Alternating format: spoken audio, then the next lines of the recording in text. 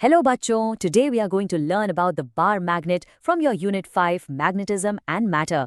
Don't worry, we'll make this topic so simple yaar that you'll remember it for life and everything will be perfectly exam safe. No marks will be cut. Okay, cello, let's dive into this.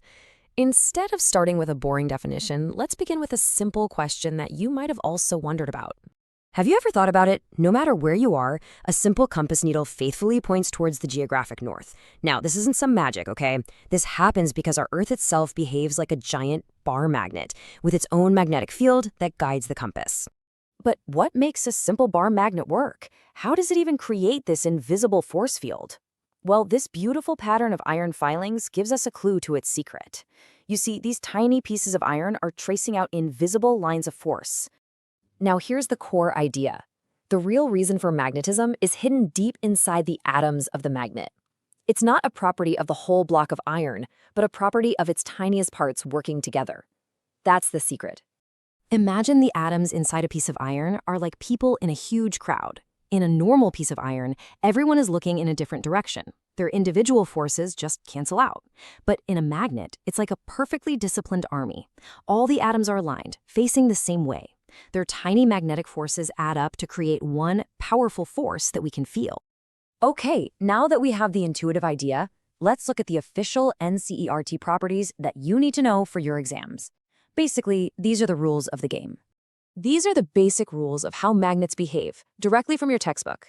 Every magnet has two poles, a north and a south. Just like in life, opposites attract, so north and south poles pull together. And similar poles, like two norths or two souths, will push each other away.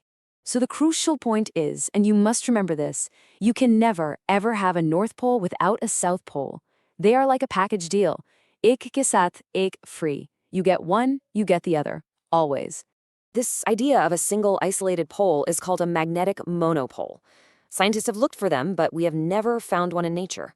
Unlike electric charges, where you can have a positive charge all by itself, you cannot have a magnetic north pole all by itself. And this brilliantly illustrates the point. If you take a bar magnet and snap it in half, hoping to get a separate north and a separate south, it won't work. Instead, you just get two new, smaller magnets, and each one will immediately have its own north and south pole. Now for those invisible lines we saw with the iron filings, they follow four simple rules. 1, they are always closed loops. 2, outside the magnet, they travel from north to south.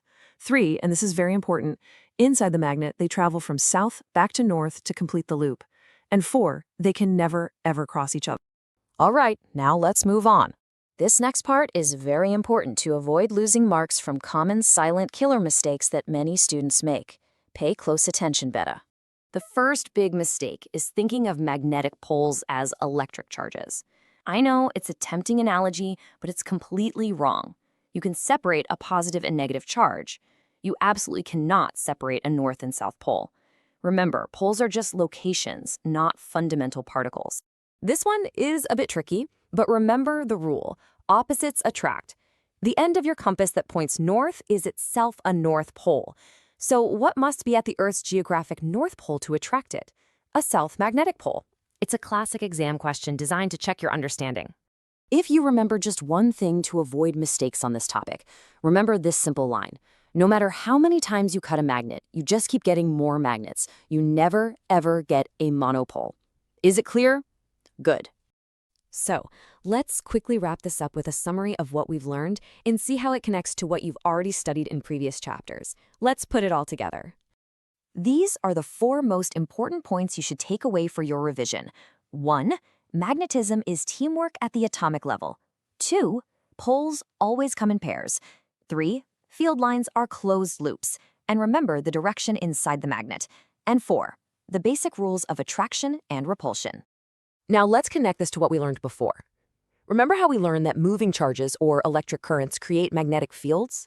Well, the thing is, a bar magnet is no different. It works because of tiny, permanent currents happening inside the atoms themselves. Basically, it's the same principle as a solenoid, just on a microscopic and permanent scale. This is a profound idea because it shows us that electricity and magnetism are not separate things. They are two sides of the same coin. And that leaves us with a fascinating question to think about for our next topic.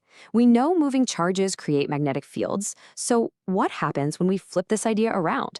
What if we move a magnet or change its magnetic field near a wire? What would that create? Think about it, and we'll explore the incredible answer in our next explainer.